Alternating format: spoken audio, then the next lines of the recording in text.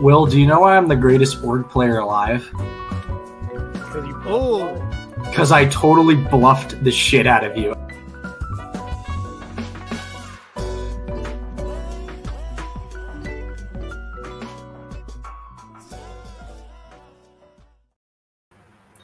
Hey team, welcome back to StockWatch at a new time.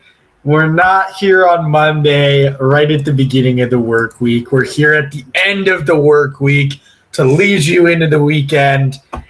With me, as always, unfortunately, is Will. Will, how are you? I'm doing great because we were correct about something. It's rare for us, Survivor gurus. It's rare for you to be correct. I'm usually pretty good. I agree with you for half of our picks coming up, sir. Anywho. No, I'm doing great. I mean, I kind of hate how now I have one day to figure out how to use Google Sheets because now I'm getting my own graphs. So that's cool.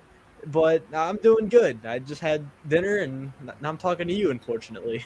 What'd you have for dinner? Oh, you don't even want to know. I had lamb. Oh, where did you go? Hell's Kitchen? You can go to the grocery store and get meat. You don't have to go to Hell's Yeah, Kitchen. but lamb is such an intricate dish. I mean, we've been eating oodles and noodles all week, so hey, we treated ourselves. Respect for trying to live on the fancy side. I can appreciate that. Oh, Will, fancy. Yeah. Well, let me ask you. You were on the recap episode this week. I was. How was that? What'd you guys talk about? Did you guys just shoot the stuff? What happened? Yeah, it was interesting because Abraham was supposed to be there, and then immediately he had audio issues and disconnected. But me and Randy, we talked very generally. We talked about the happenings in the episode, but we didn't get into the longevity of players. We didn't get into the Edgic. Because Randy, he's kind of a nerd. I called Randy out for his, hypocrisy at times. But we also talked about Brandon's mishaps and misfortunes. Are you leading or trying to segue into something, Jack? You have that face. No, I just want to, I just want you to kind of show a little bit of difference on StockWatch. A lot of people think that maybe StockWatch is just, we're just doing the recap, maybe a little bit more nerdy. But no, we look at longevity. We look at Edgic. We are especially important for those bracketology picks. If you're in that fantasy Survivor league with Survivor Now, I'm number 7. By the way, I'm number 7 in the league. I'm 7th place right now. I'm kind of cooking. I'm mad because apparently my picks didn't save or register, or I forgot to do something. Ooh. So I checked. Tough luck. After the episode, and it says your picks, and it was just a blank screen, and I'm like, this is no. I picked good players too. I picked no one from Lulu, except for Sabaya. I thought I was doing good. Took the L there, bud. But it's okay. There's always next week. But yeah, I mean, StockWatch, we look at the important stuff. We look at the tangibles. What could happen in the future? What we could see. So let's get right into it. Let's talk a little bit about episode 2 before we delve in individually. One of my favorite episodes, the New Era. Yep. It's everything I want in an episode. Will and I have talked many times on this show. We're like, hey, we want an hour or 2 hours on just Paramount Plus, for subscriptions. We just want to see behind the scenes. We want to see some camp life stuff. We got some of that this episode. And so that alone is a great argument for 90-minute episodes, because if it were 60 minutes, we'd get one of those, maybe. But now we have just everything. I talked about this too, where it's rare for me to really enjoy an episode 2. because the premiere is there. You're learning everybody. Everything's wild and new, and then episode 2 happens. And I feel like I'm so overwhelmed by the amount of moving parts. I don't know who anyone is. I'm not connected to any of the players. So it's hard for me to really enjoy the episode and be as invested. This, however, subverted all expectations. Why? Pretty easy. There's camp life stuff. Every single person got a confessional this episode, which is huge. First time in Survivor history for that to happen with episode 2. Good stat.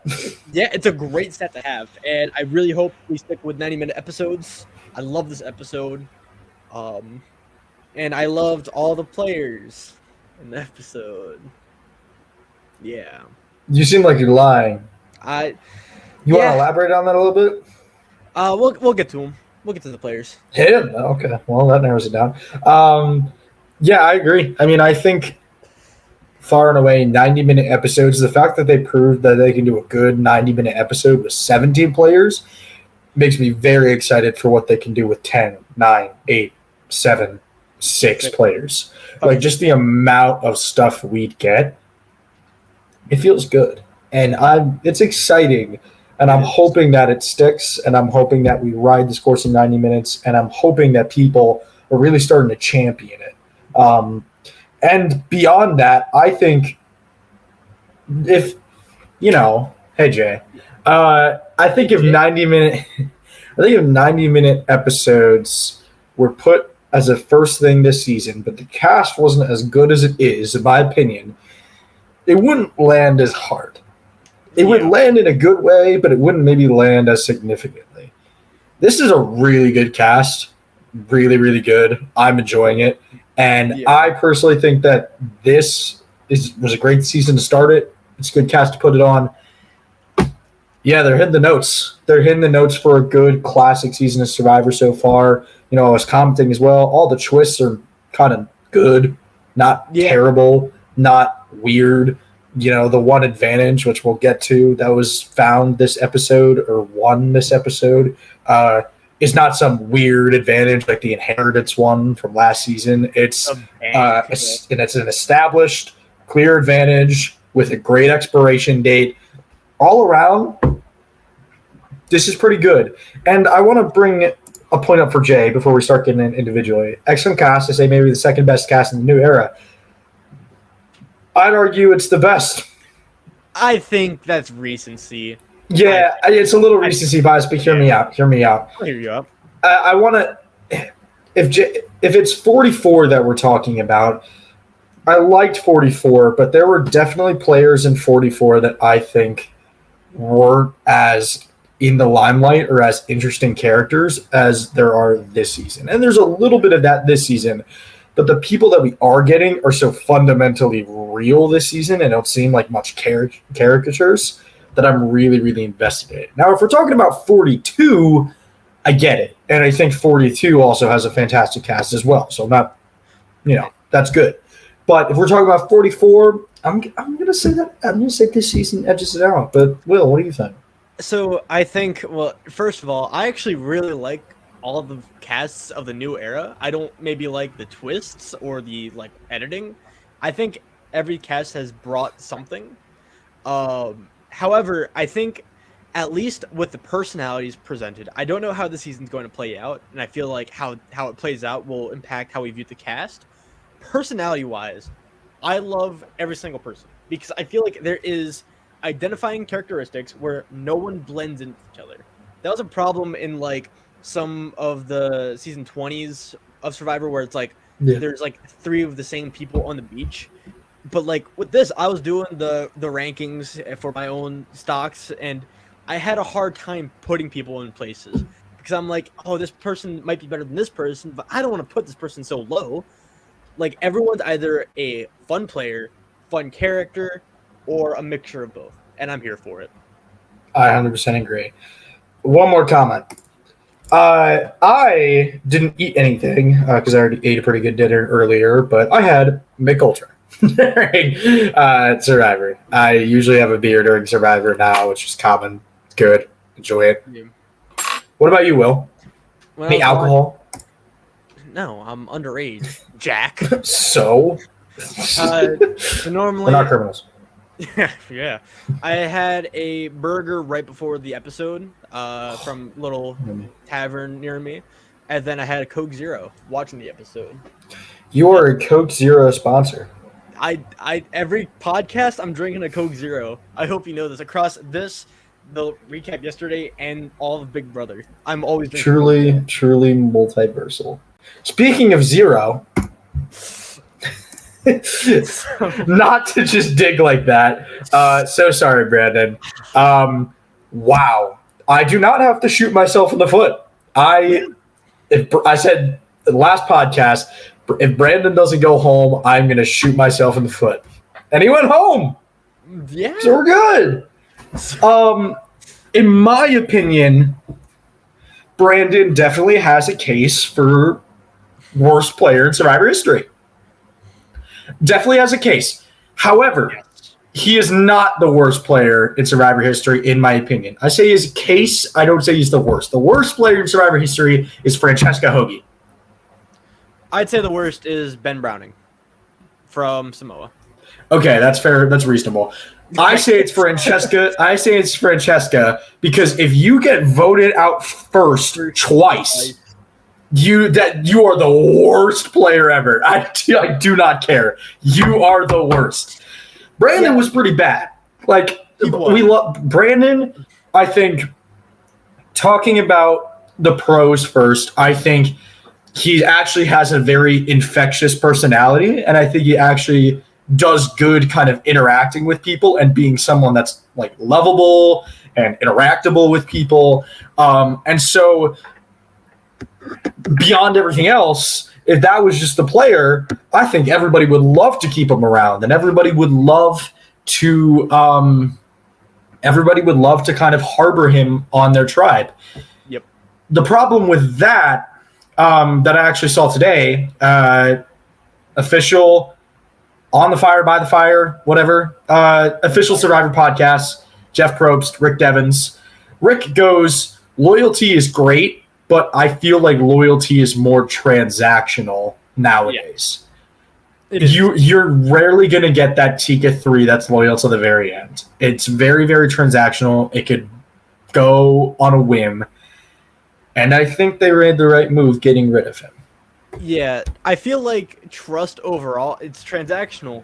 And I feel like we're at a point in Survivor where it's acceptable to play the game hard and aggressive and to stab people in the back. I know back in the day we had to worry about bitter juries and, morality and whatnot. But, like, this is now, like, people understand the point of the game.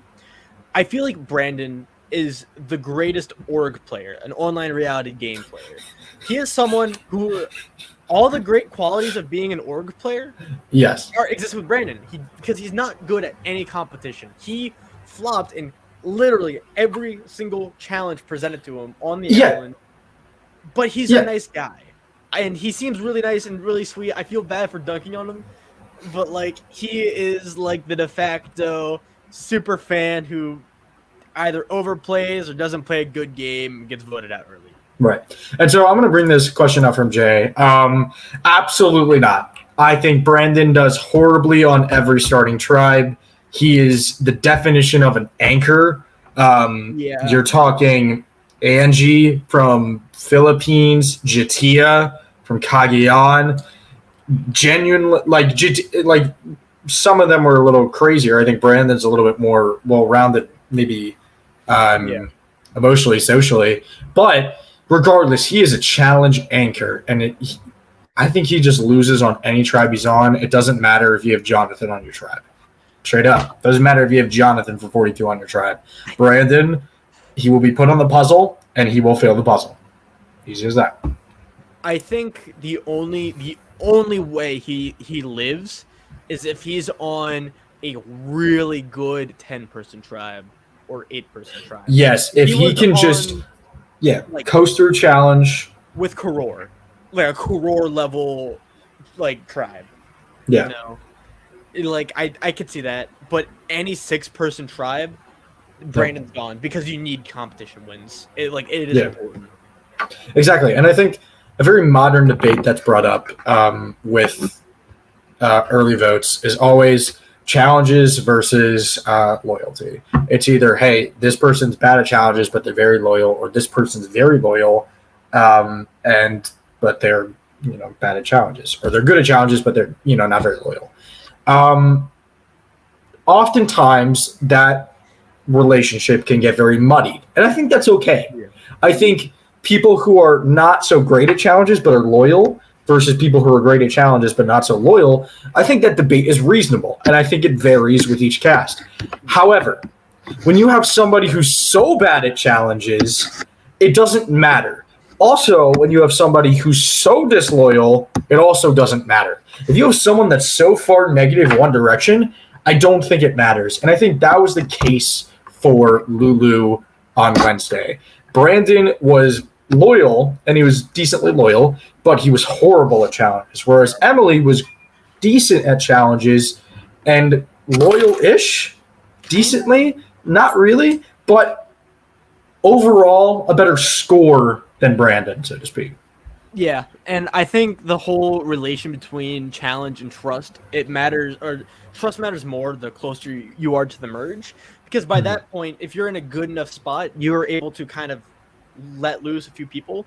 But the problem is, it's like you never want to put yourself in such a disadvantaged spot going into the merge, because even if you have a great social game and you're like with Uwa right into 41, you have such a good underdog story naturally that it's going to be very hard for you to reach the final tribal council.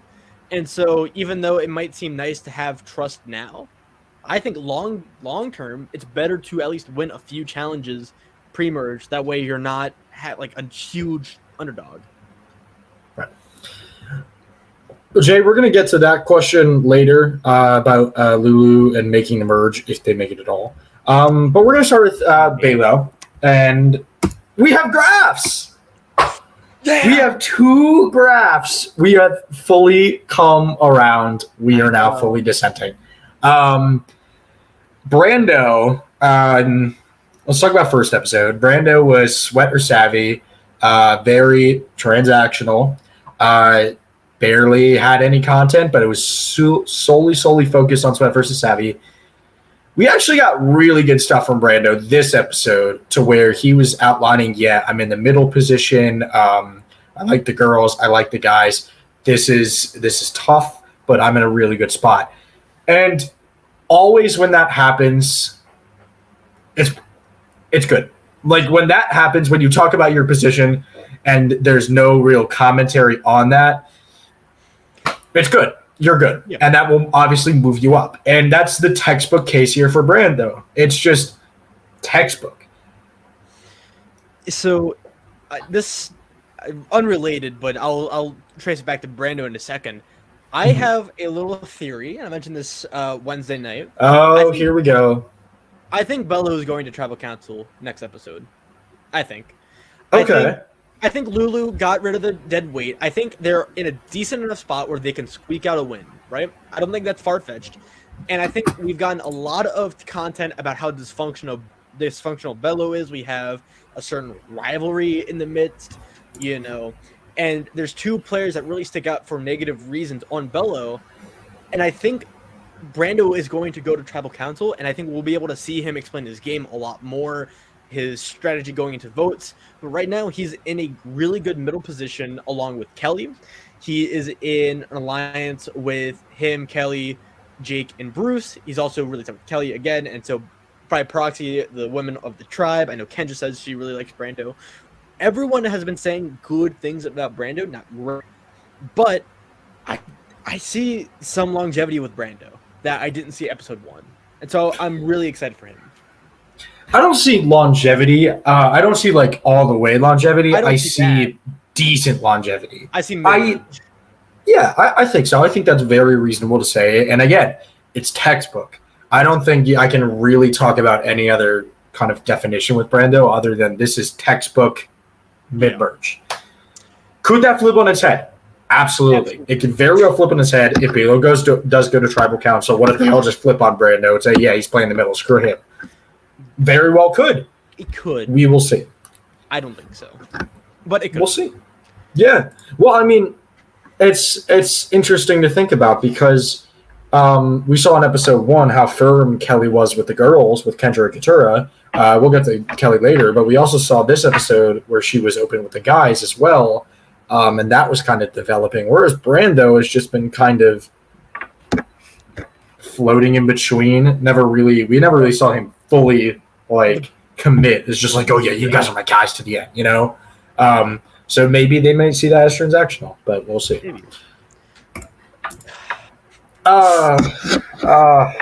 Bruce needs to be saved, ladies and gentlemen. Bruce needs to be saved. I think a lot of people have been talking about this season why Bruce was on Tika. It makes sense. It does. It makes sense now. It 100% makes sense why he was on the Tika tribe. That was definitely the cuckoo for crazy for I don't even know what I'm saying anymore. The coconuts tribe last season, and Bruce just got thrown from that tribe to the pretty normal tribe, I'd say. You know, barring Kendra, Kelly's very normal, Brando's very normal, True. Jake's kind of normal, Katura's pretty decently normal, Kendra's a little out there, but you know, not like Carolyn zany, Jam, entertaining, Carson nerdy. Sarah. Bruce was definitely meant to be on Tika. I'll even throw Josh as a honorary Tika member because he fits the Tika mold. He does, yeah. Josh is Tika as well.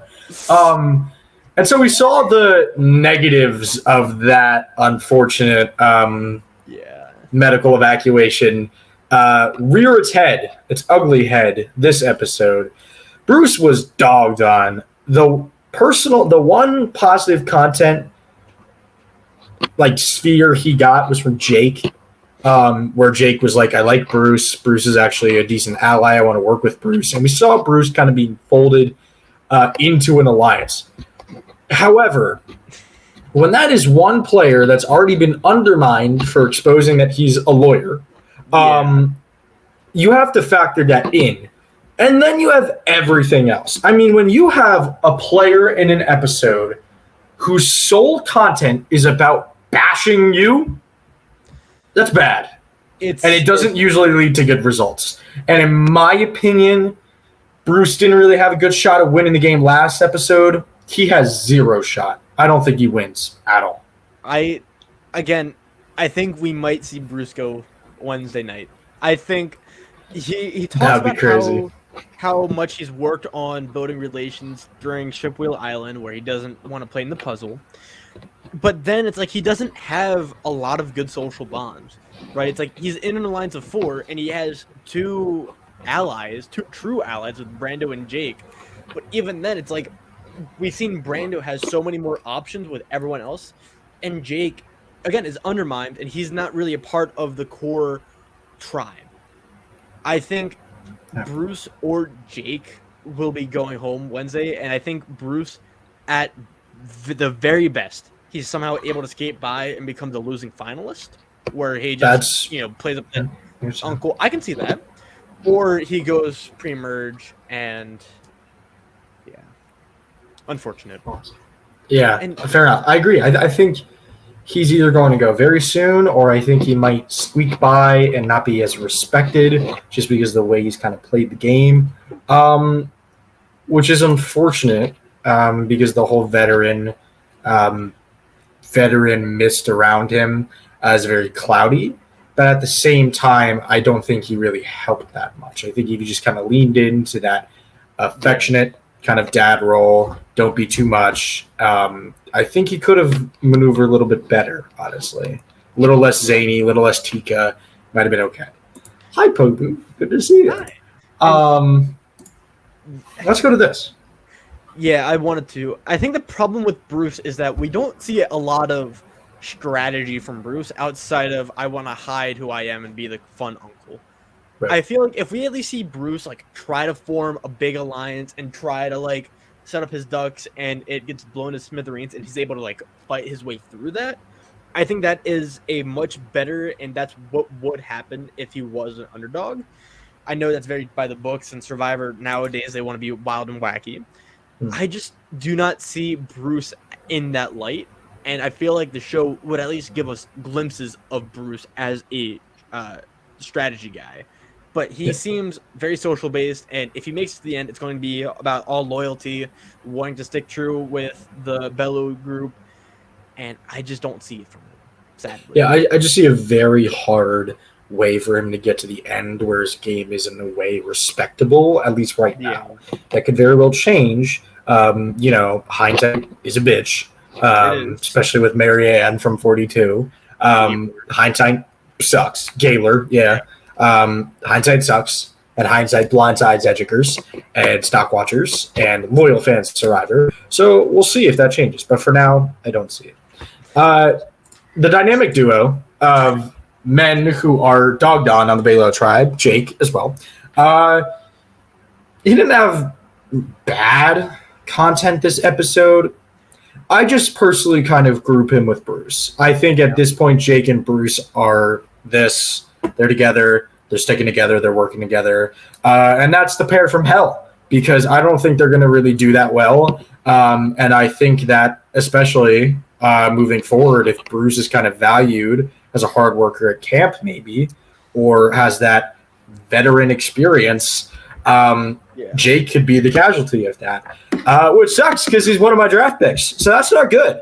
That'd be pretty bad. But I don't see a lot of longevity out of Jake. I see late pre-merge, early merge. Yeah, I feel like when I said Bruce he could make it to the very end as their vote finals. I do not see that with Jake. I see, again, much of the same qualities. Because the problem with both Jake and Bruce is that they are on the outs right now, but they do not know this. Because to them, they have the majority alliance with Brando and Kelly. Like, they're good. And they're both, strong guys, whatever, good at challenges. But I feel like the women alliance would stick true a lot more. I think what would happen is we lose either Jake or Bruce right off the bat. Like, they go to tribal twice during the pre-merge. They lose Jake, and then possibly a girl if we see that edit start to form next episode. I could kind of see that in a crazy alternate timeline. I like Jake a lot, personally. I think he's a great kooky character. I like him being the lawyer in Boston. Reminds me of you, Jack, unfortunately. Thanks. But I don't have high hopes from him.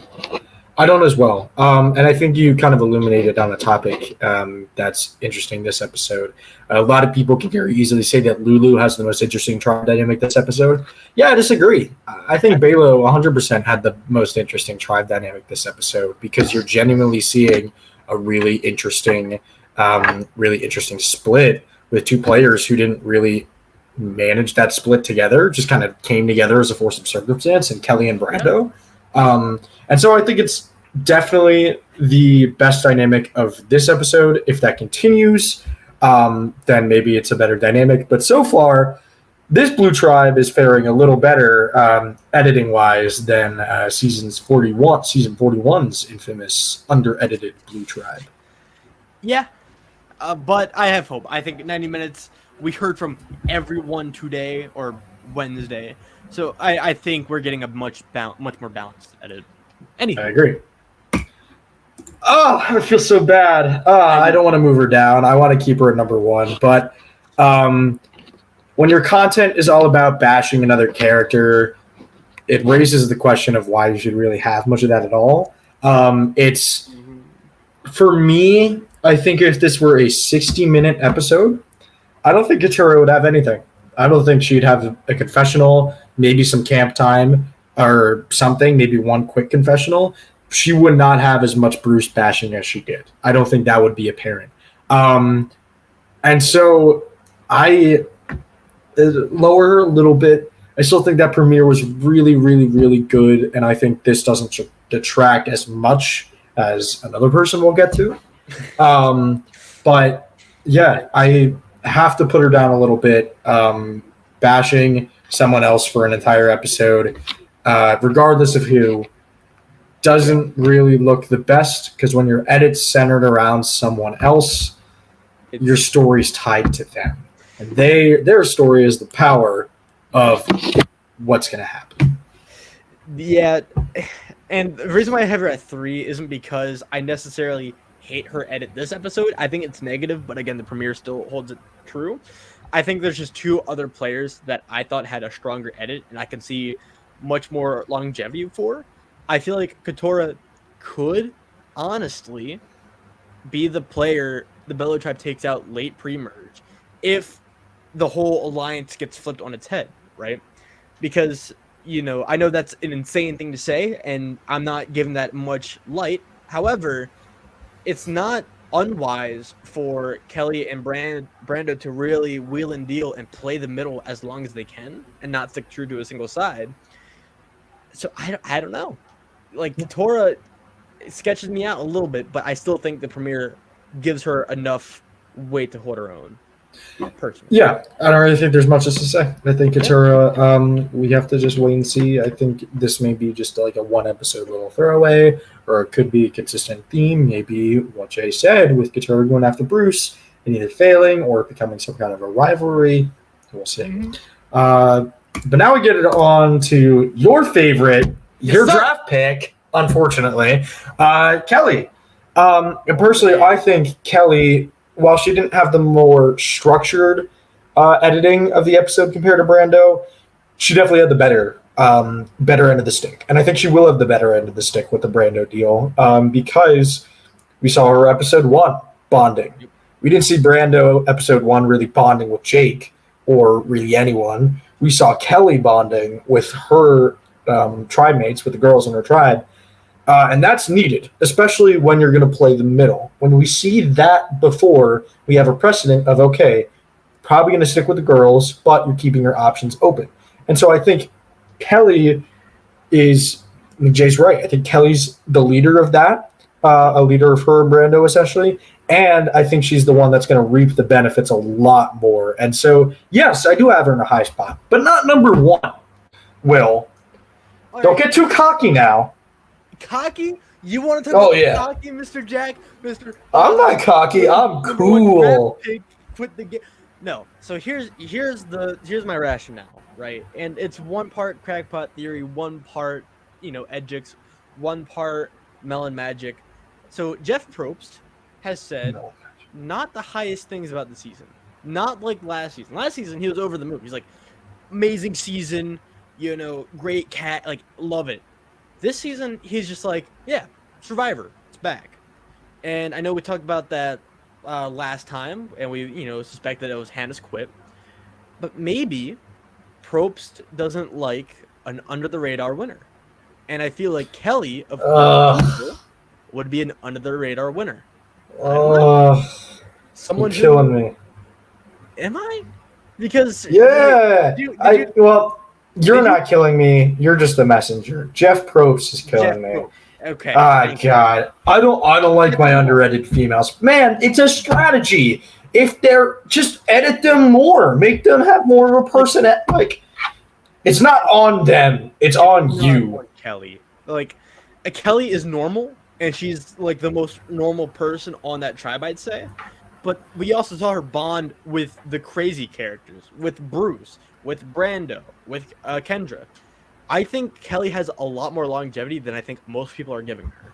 Honestly, I'm really happy I got Kelly as my second pick. I don't know how that happened. I'm high on Kelly right now. I think Kelly is going to play hard, and we will get a lot from Kelly, personally. Okay. Well, we'll see if that reaps the benefits for you. Just so you know it will. Kendra, I don't think there's much to talk about with Kendra as well. I think it's just pretty decent episode for her. We got to see 1 confessional from her, kind of talking about where she was on the tribe. I think she was talking about how she liked Brando as well. I wanted to work with him, and that's pretty easy. I'm still high on Kendra. She was my first pick as well. I think she's gonna do well in the season. I think out of anybody on this tribe besides Kelly, I would say she is the most safe to make it far. I 100% think Kendra will make it far this season.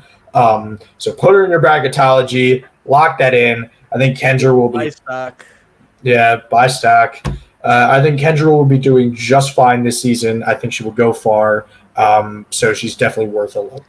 My top 5, I think there's a bit of a gap between 5 and 6. I think even though Kendra dropped by 1, she's still in a great position. I love Kendra right now. I think her and Kelly, I think, are the safest of the people. I think it may be Brando, but I think he could get caught in the crossfires of playing middle. I think those two, though, are playing the best games on the Bellevue tribe, bar none. I agree. Let's move on to Reba. Woo! Oh, Austin. You see. I'm not seeing a lot of climbing trees, but you see a little Aussie vibes, little Aussie season 13 vibes from him. Maybe a little. No, you don't think? I think like off-brand Ozzy. I think Ozzy is in a tier of his own. I think he's a more aware Xander from 40, because Xander had a good personality. He was athletic. He got along with people. I think his main drawback was his awareness at the end of the game. I think Austin is pretty aware, and I think he had a good thing going with Drew. I think it was wise of him to share his beware advantage. I know that's kind of controversial of a take. He's a challenge guy. He's the de facto pretty boy. I think Austin's going to go far. We don't really need to say the most about Austin. I think Reba is the most underrated tribe so far, except for maybe the next person, unless you had anything more to say. Yeah, I mean, I agree with you. I think Austin's going far. I think it's the classic heroic guy edit. Yep. You are talking Xander if more competence, JT from Token Jeans, that kind of good old boy making it far, wins some challenges, finds some advantages. This is the classic stuff. It's like meat. And while his content is very situational right now, I just think that it's a byproduct of him just being a very loyal. I know. What? Wow, loyal. Yeah, I know. Loyal. Very loyal, kind of good-natured person, and I think that'll rub off. I think he's fine. I think just buy stock, let it ride, pick him for your bracketology. He's like a home-cooked meal, just safe. It's not anything it's not crazy. It's not wild. I don't think Austin wins, but he's going to try and play. He'll do all right. He'll do all right. We're talking about D now, and D's my number 1 now. Yeah, talk about that. Yeah, Matthew, if you're watching, good job on the pick. I would have tried and picked D in my draft if I had the chance, actually. But yeah, D is doing very, very well. I think her content this episode was perfect for a winner. Not a lot of insane strategic content, which you don't need very early. It was my toe is big, and that's going to make me good at balance. And what do you know? She was pretty good at balance in the challenge. I think that's exactly what you need from a winner. And I want to point something out too. I'm a little nosy. I like my hands in the grub, a little bit. I like to dig. I like to squirm around like a mole rat. The Survivor preview, fantastic, by the way. So glad it's back. It slapped. Music was good. Just awesome all around. Love it. Wish it stayed forever. I noticed something in the preview. Jeff said there was always going to be a little Easter egg hidden in every preview. There was always going to be a little Easter egg hidden, like something new or something different. Everybody's name, their name, the text, was towards the bottom, right? Towards the bottom of the screen, middle bottom. D's was at the top. Huh. Ponder on that a little bit. I'm not saying that's the only reason why she's number 1. It's like a small reason. But just think about it. Again, she's number 2. So I admit I didn't watch the preview for episode 2. I got home kind of late, so I had to fast forward, and I was I forgot about that. I thought it only I thought it was episode specific, where the intro. I don't know what I'm talking about, but I think D has a lot of longevity. Why? Because she's in the Alliance of Four that got formed today. She has some good allies, and the one thing I really like about D is that she is, yeah, yeah. But D is able to hide her personality, and she's able to like say like, "Hey, I'm a firecracker, but I got to be calm." There's another player who I think is a little too eager to really, express his full game, and we'll get to him in a second. But I like how reserved D is right now off the bat, and I think D could be the winner, straight up. Yeah, Like I agree. I like D a lot. I agree. I think you just hit on what my opinion is going to be the big theme this season, the biggest theme of the season, is hiding who you are versus revealing who you are.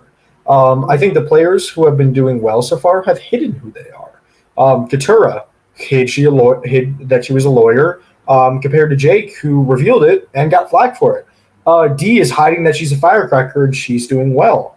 I think hiding your personality is working out for these players, and I think that's the theme of the season. Personally, it's pretty prevalent. And what does Kelly say when she's working with the guys or the girls? She's like, "Hey, I don't get along with Kendra in my day to day, but she's a good ally." Or, "Hey, I got in, not being thrilled about the boys thing, but I'm able to work with them right now." I think that's also going with the theme. Hence why Kelly was number one, right? Yeah. Fair. Okay. Fair enough. Hide who you are. Be a little more adaptable. I think that's going to be the big theme this season, unless anything else comes up. Wow! We thought Drew had a good premiere because he got to explain who he was, and it was very cool. And I thought, hey, Drew's got a great shot. Really, really good, really small, simple edit. Oh my God, it blew up, and I think it might have blown up in his face based on the preview for next episode. Because, dear God, that was too much, and that was bad. He went from a very small, very safe premiere to everything, charging some of the strategy on the tribe, advantage magnet. Just, in my opinion, too much. Yep. You get too much after such a good premiere, it's overkill. I don't think anybody needs it. And so that's why both Will and I moved them so far down, especially because it's overwhelming. It's overwhelming. Drew had the episode 1 edit where we ranked him high, but it was very dependent on what happened next, right? He had a great start, but he could have squandered it or he could have improved on it. Drew squandered it. My main concern screw the pooch. My main concern is that he is going to have the downfall edit. He's going to have, I think, similar to like Danny last season, where he's like a big, like not physically, but like you get what I mean. Yeah, I guess you mean. But he's like a huge strategic guy, and I think he goes at like the final 8. I think he's going to be the big shield for a little bit until the merge, and then everyone's like, "Oh, Drew's got to go." I do not think Drew wins. Straight up. Yeah. I think you hit on something that I like, and it's the idea of the big strategic threat goddess of the season, versus the dragon. The strategic goddess of the season often goes around that 8th place kind of area. You're talking Danny, you're talking Shan. You can throw Noelle in there as well. High for sure.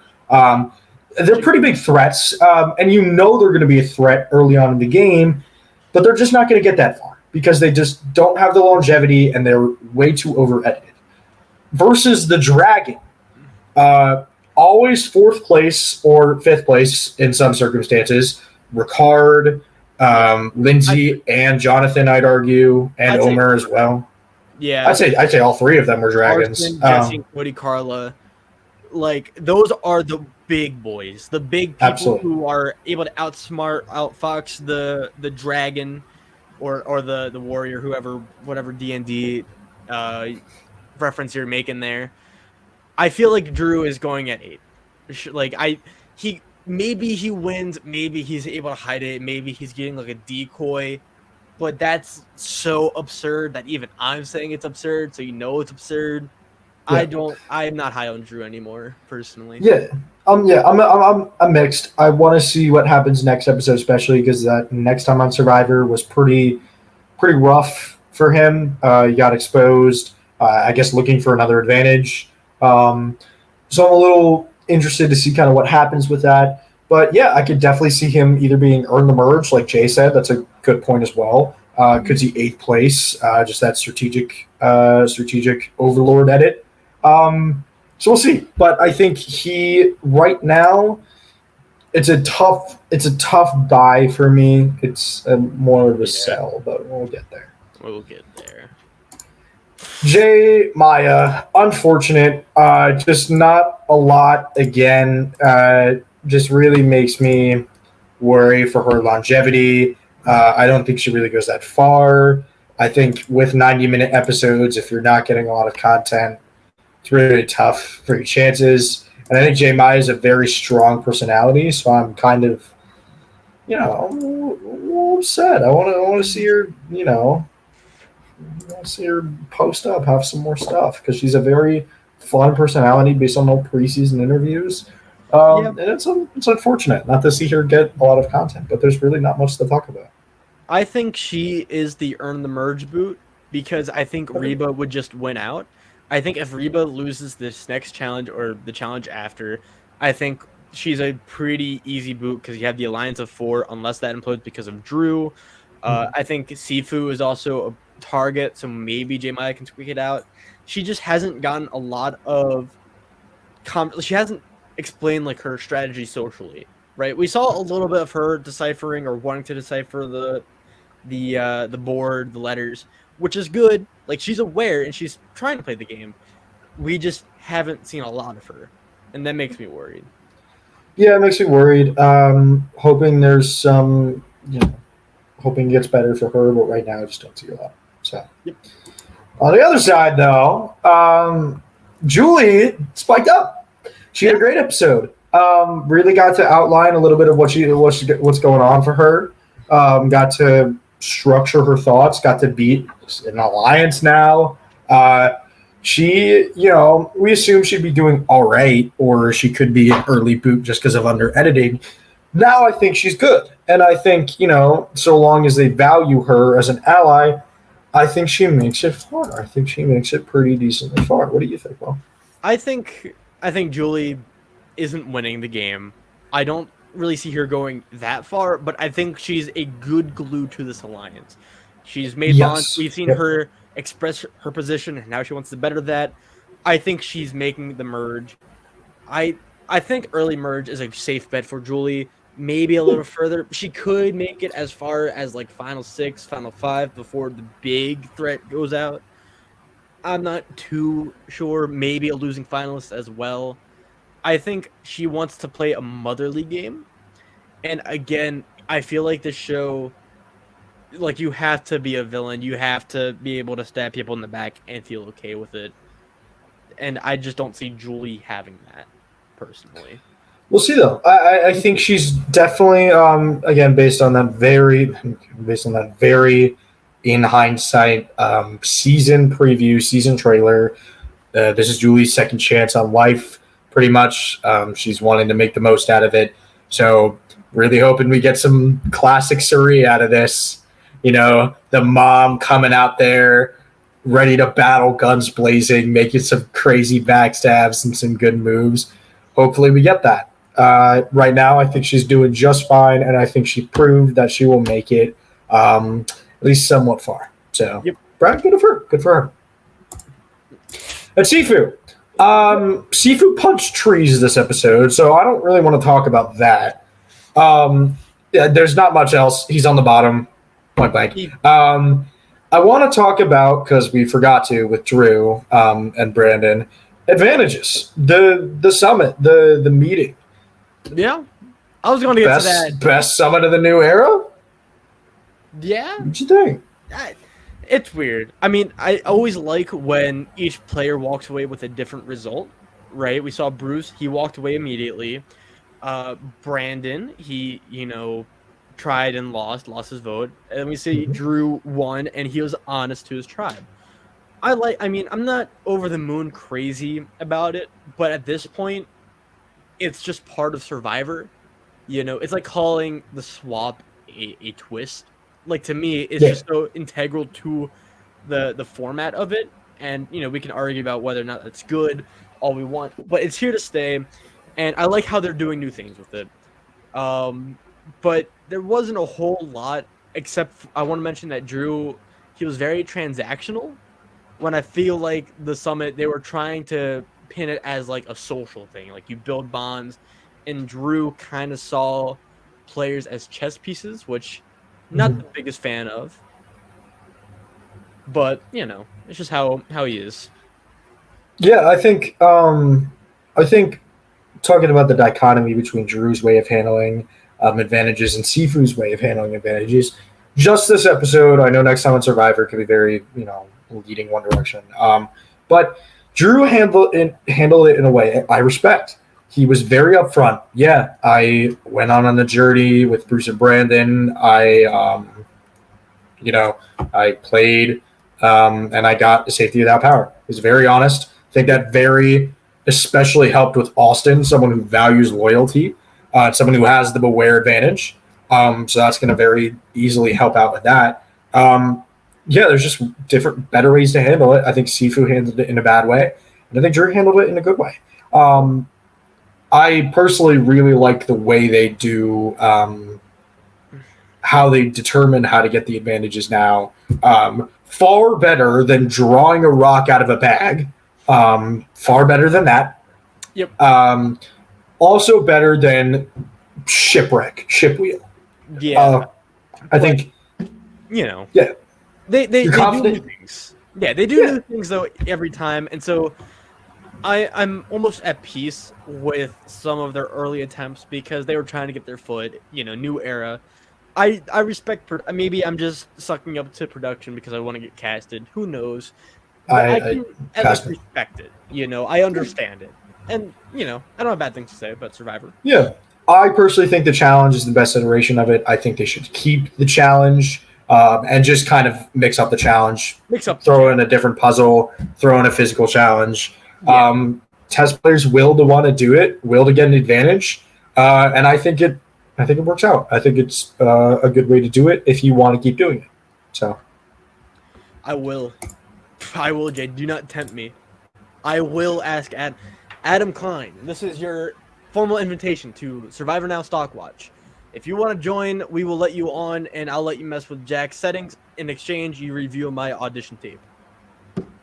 Send it to Adam Klein. You will also request a donation of about $40. Never mind. Anyway, Emily. So the real deal for Emily this episode was she going to be the same insane villain that we saw episode 1, or was she going to retract, be a little better, or was she going to go home?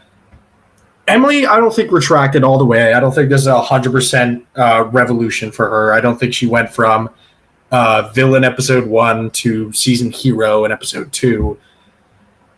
But overall, I'd say she made a good change. So much so that I moved her from like dead shots, maybe a goat, to a little bit of equity.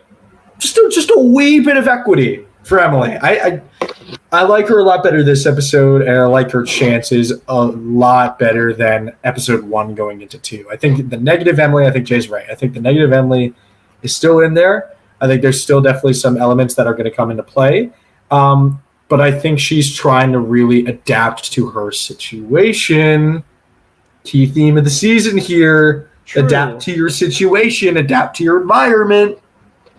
I don't know, because I feel like Emily, she's gotten a lot of screen time, right? Like, she is the main character, or one of the main characters of the Lulu tribe. But at the same time, I think if she makes it to the final tribal council, she'll have a better case against the jury, or with the jury. However, I feel like the nicer she becomes, the more of a story she builds up, and the less of a chance she has of getting there. I think she can make it far, but I still think she's going to get weighed down for one being on the underdog tribe. If Lulu loses another challenge, I think while she built up a rapport with Caleb, I still think she's proven that she's still like kind of kooky and not as trustworthy as anyone else. And I do not see the light. I love Emily as a character. I think she's getting the growth edit. I kind of wish she waited a little bit before she wanted to be a better person. You know, let the villain Emily ride for a bit longer, let her cause chaos, and then once merge happens, she rebuilds herself as a contender, kind of similar to Holly Nicaragua. But you know, she has a little bit of win equity, and I think everyone does except for like the bottom 3 to 4. Yeah, I agree with you. I think I think a lot of people are overreacting. I think a lot of people put Emily as number 1 immediately as the number 1 chance to win with this episode.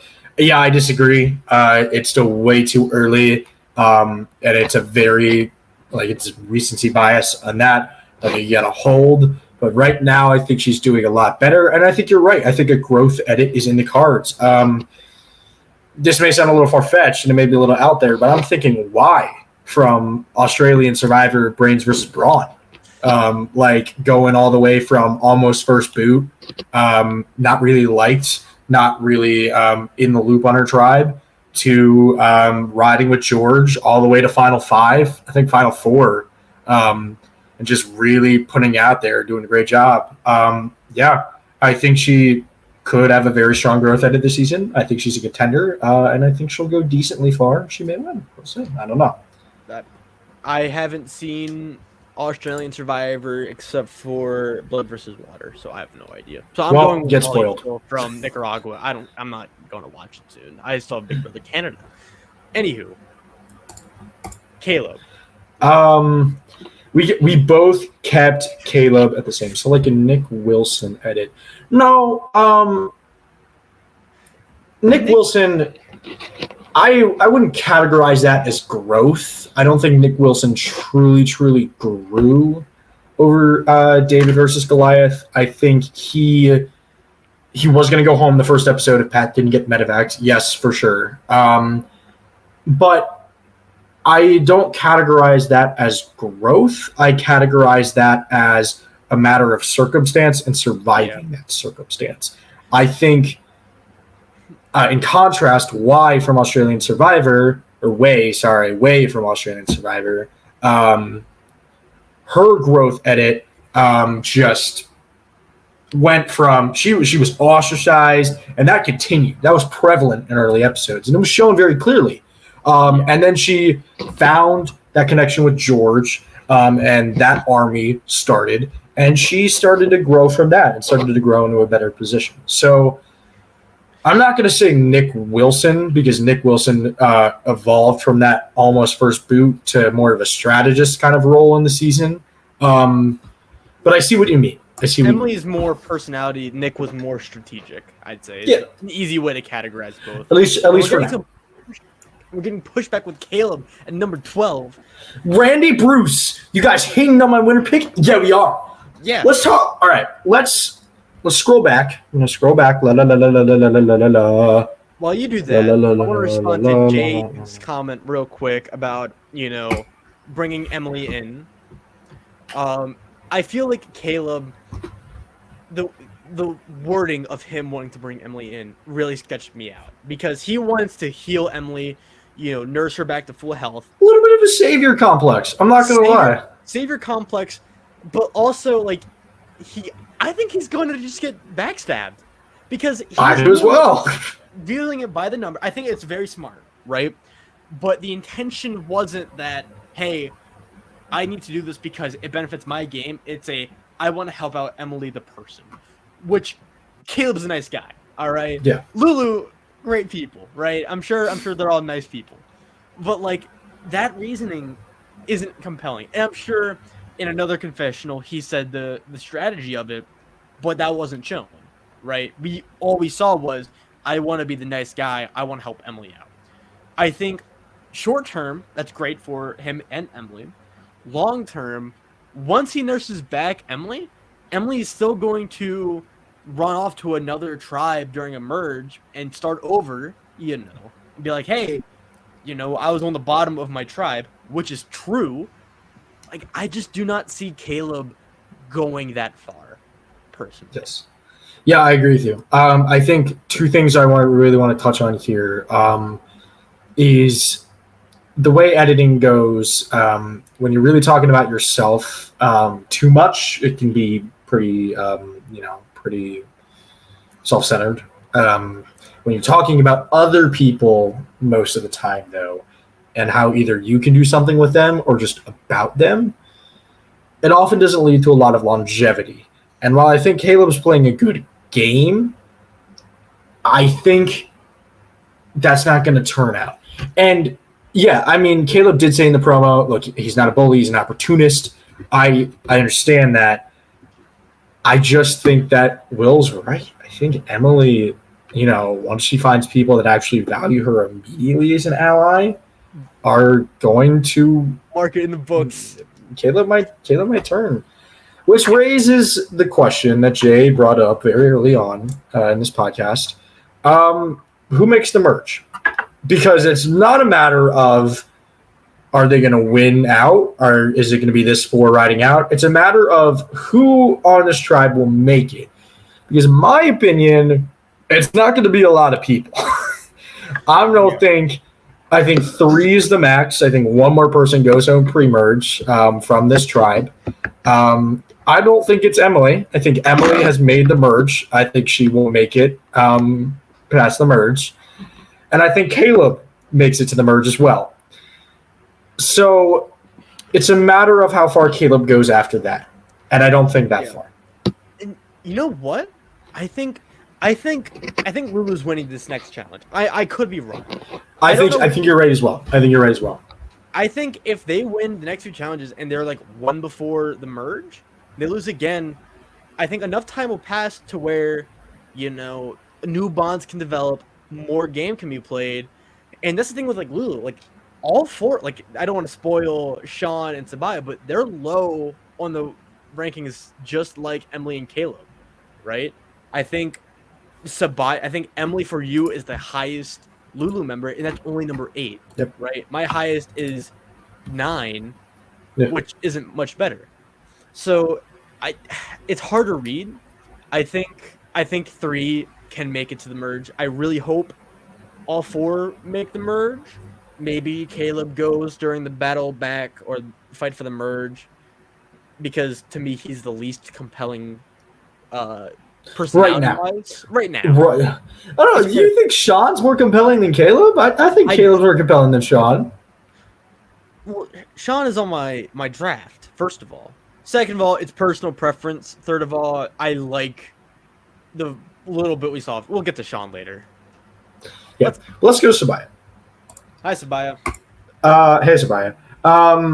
Sabaya's episode, this episode, largely focused around the Beware advantage, but something I want to kind of point out with Sabaya, which I think will be her downfall and early downfall, I'd say, coming soon, potentially, is her kind of bashfulness in a way that's a little off-putting.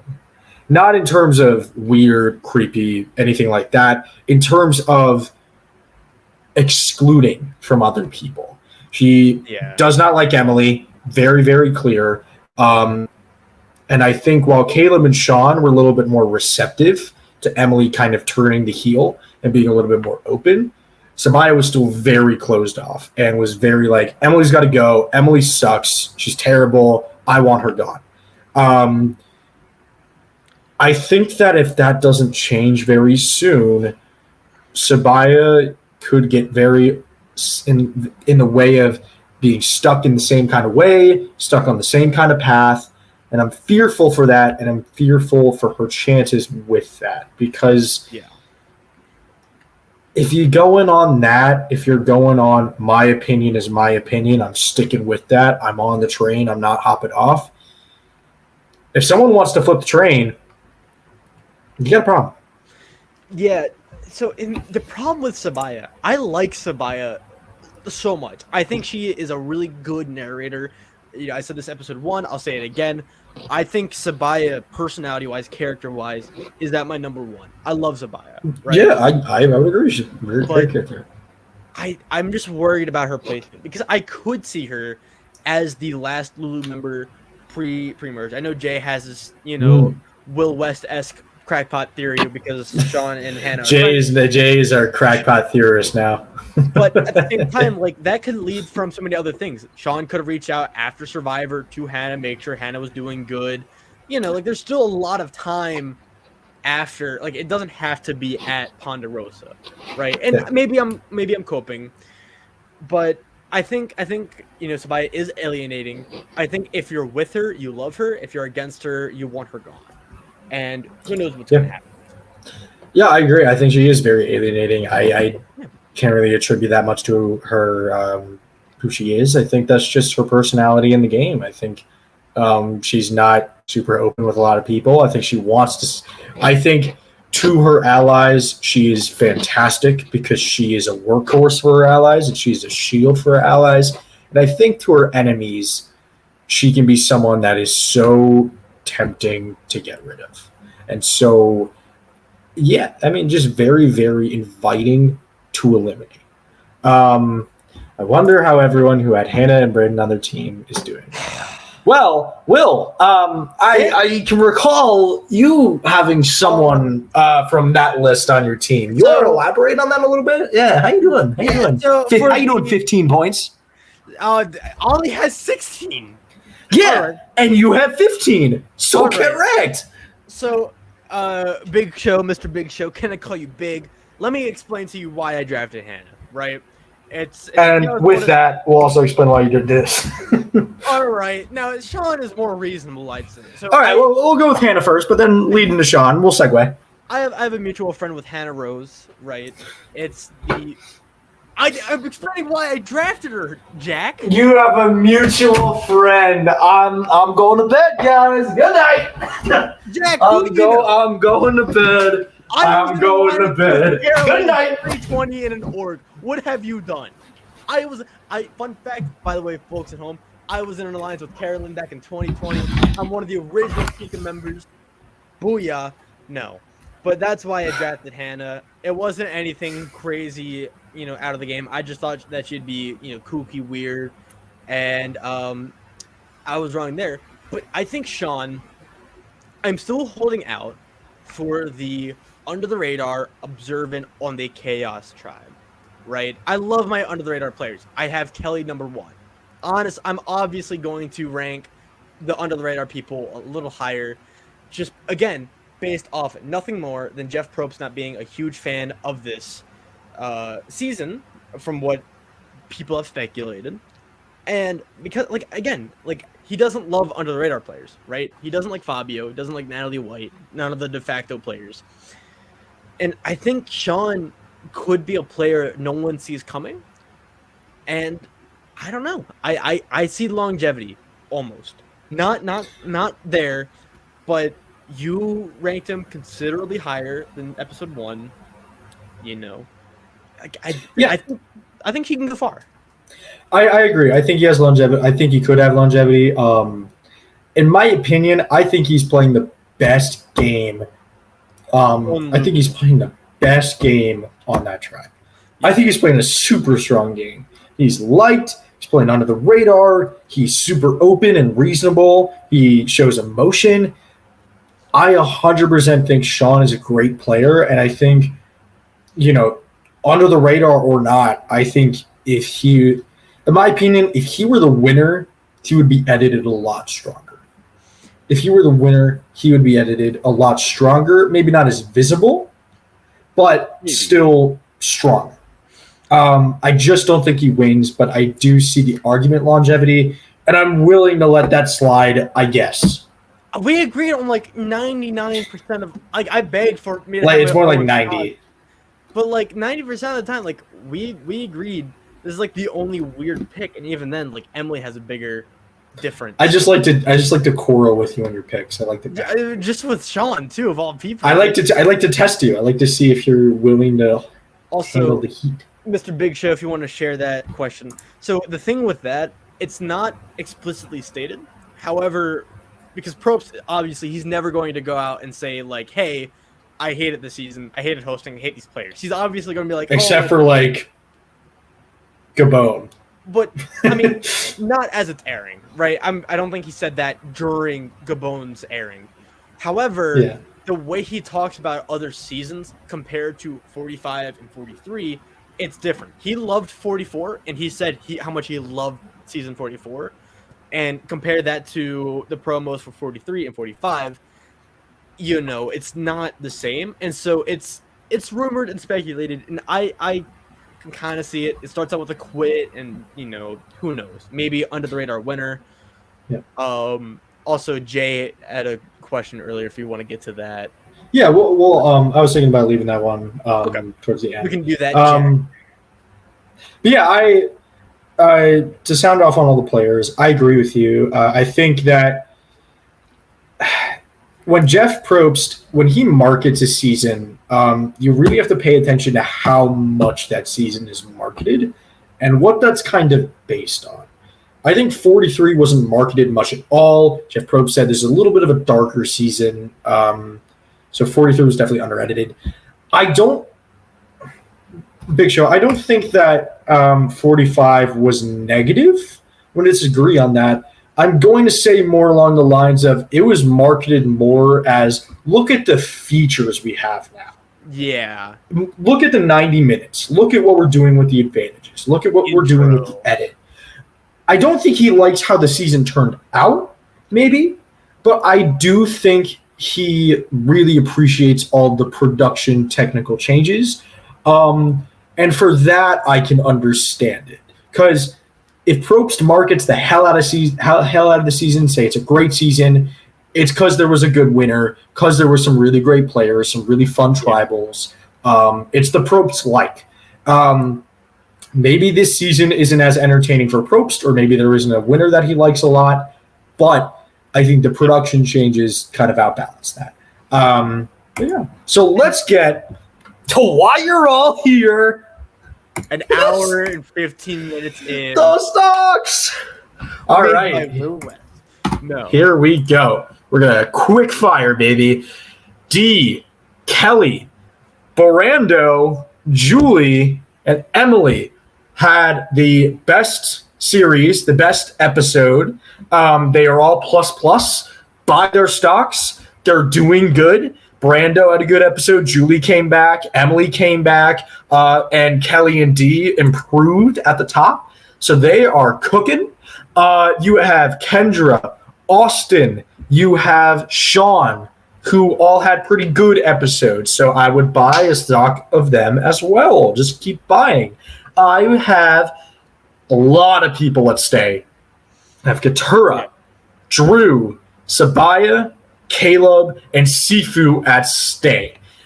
I have Katura at stay. Katura had a mixed-ish episode, but she still had a great premiere. Keep it. Drew had a very bad episode this time, and I think it might be time to sell next episode, but I want to hold on that because he just got a pretty good advantage, so we'll see how that turns out. Sabaya also stay. She has an idol. She's doing fine. We'll see on that front. Caleb also stay. I don't think Caleb can really improve much from that 12th middle kind of area. And Sifu stay. If you have a stock, that's fine. But like, it's expect it to like. I didn't give him slash. I didn't give Sifu slash while you have it. Some people might have it. I understand that. Just if you have one, just stay. I wouldn't bother it right now. We have at minus, we have J Maya. Just under-edited. I think that's the easiest explanation, under-edited, and I think that's just a bad storm for an earlier boot. You have Jake at minus.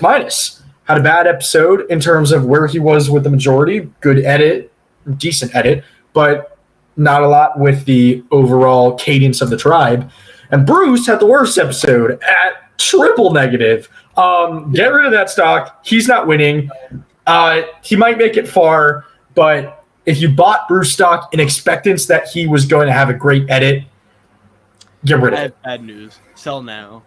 liquidate the company, sell off your Bruce assets, join saving Bruce instead, buy our stocks and not his stocks. Yes, I'm plugging. What do you have to say about the Jack? Are these stocks about confessionals or winner potential? It varies. We don't really winner, longevity, confessionals, edit. How well they're going to do, right? So if a player has a big boost, it's going to get shown here. Also, the rankings, they're just the average between mine and Jack on the most recent stock. And if it's a tie, then it's just alphabetical. So, thank you, Jay, by the way. Just about a bunch of things. Yeah. Edgic, any standouts for you? It's just Sifu going from over the top -3 to just barely visible. He was punching trees this episode, Will. I think that's all I could give him. Jay Maya being just under the radar completely. I mean, I'm just saying the big boy stuff because most of it is just normal. What else? Emily going from negative to mixed. We love to see that. Hashtag growth. Hashtag self-care. Hashtag slay. This Edgic is just an Edgic.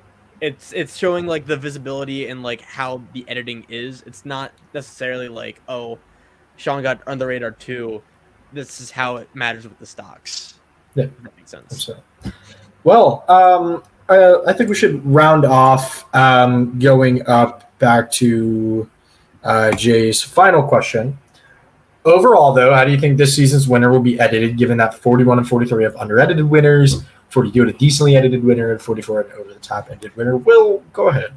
Give us the laydown. I think it depends. It matters less with, the season, the season itself. It's more of what happens in the season, right? I feel like Erica got I think Erica's the only, standout because they tried making the editing weird. They wanted to be a monster and the game was alive. I feel like Gabler was just there because the producers were upset that the front runner got voted out. I think it matters with what happens, right? If all the front runners get voted out, then I feel like someone like Sean, someone like Kelly, someone who maybe has a bland personality, but getting enough screen time could win the game. Yep. If it's more of a strategy heavy where it's the front runner wins, then that's when someone like Katura can come in, maybe Drew can come back, maybe Emily, but I don't see it personally. I think it matters with more how they edit also the front runner, the big dragon of the season. And it's not just the winner. If that makes sense. What do you think? I'm gonna go out on a limb here. You call me wrong. This is my crackpot theory. I think a woman is winning this season. I don't think a man is winning this season. My top 4 are all women. I think the one man that could have a chance is Austin, maybe Drew. I don't think any other guy stands a chance. I think a woman's winning the season. And unfortunately, unless you are Kim Spradlin or any other dominant female winner, you're not going to get that strong of an edit. You're not going to get the most over-the-top strong edit. You're not going to get a jam, highly visible all the time type of edit. Marianne was also highly visible. There's a fly. God, it's annoying. It's a Will West fan. I know. What? Hey. God. Yeah, it's a Will West fan. Hey, get out of here. Were you in an alliance with Carolyn in 2020? I don't think so. We're flexing stuff on the group chat. Okay.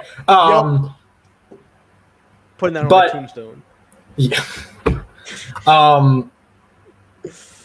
I think a woman is winning this season, and I think I don't think it's going to be that strong, dominant edit. I don't see right away.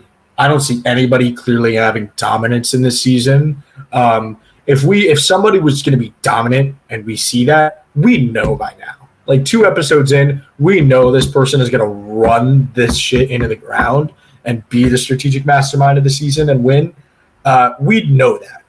Yeah. We don't know that. And so, in my opinion, I think this is going to be a slightly under-edited female winner, which sucks because I do want to see a highly edited female winner that's not just running the game like Marianne was awesome. Yeah, or if Carolyn won and had the same edit, that would be perfect. I think that's why we had her so high, was just coping and hoping. Yeah, we were coping. But yeah, that's my opinion. I agree. And yeah, I guess we can round it off with this quick little here. Will Austin and Drew be like Steven and JT? No. People will pick up on it. People will pinpoint them. Yeah. I don't think there'll be another JT and Steven. Yeah. I just think a lot of people just like to throw out that they want to be like this iconic duo. They want to be like Boston Rob, all these players. You want to be like these players, but you got to be your own player, just kind of molding a little bit of their strategy kind of into it. We saw with Sifu episode 1. He wanted to be Tony Vlachos. He wanted to be the guy running around making spy shafts, finding idols. You can't be that. You just have to mold some of that into who you are and how you play. Not just that too, but there has to be the why. Tony, he just blindsided an ally, and he needs to listen into what other people are saying about Tony. So that's why he made the spy bunker, right? Now, he was over the top in Game Changers, and we saw what happened to him in Game Changers, right? But when you're just jumping off the boat, running around and building shacks and whatnot, it's not going to get you far. If you're trying to make another buddy system for no reason, it's not going to get you far. And I think the why is more important than what anyone did. And again, I say this every season, you got to play the people and not just Survivor. I agree. Well, one last question from Big Show. This is the last one. Yes. Last one. Who are you guys' winner picks right now? 2 episodes in. I don't usually pick winner picks. I think picking a specific, I pick this person to win. I think they're gonna win is hard. I think the one winner pick actually wanted to win was Wendell back in Ghost Island, and I got really lucky with that. But beyond that, I don't really pick winner picks. But yeah, Will. Any winner picks before we get out of here? Get out of here. What? Also, yes, we're almost done. It's hour and a half is kind of what we're doing. We're old men. We're tired. You know what I mean? We just ran through. Do you want another hour and a half of me and Jack? I don't think. I don't know. We're on here a lot. If you want more of us, go check out the Big Brother recaps where we're doing with Matthew, who's kind of the voice of reason. But thank you. Sunday. This Sunday nights, Tuesdays, and Thursdays. And yes. We're here every Friday night. Will. Jack. This has been the Stocks. This has been the Stocks. Do you have anything else to say? Kelly is the winner. Or Sean. Highly disagree. We will see you all next time.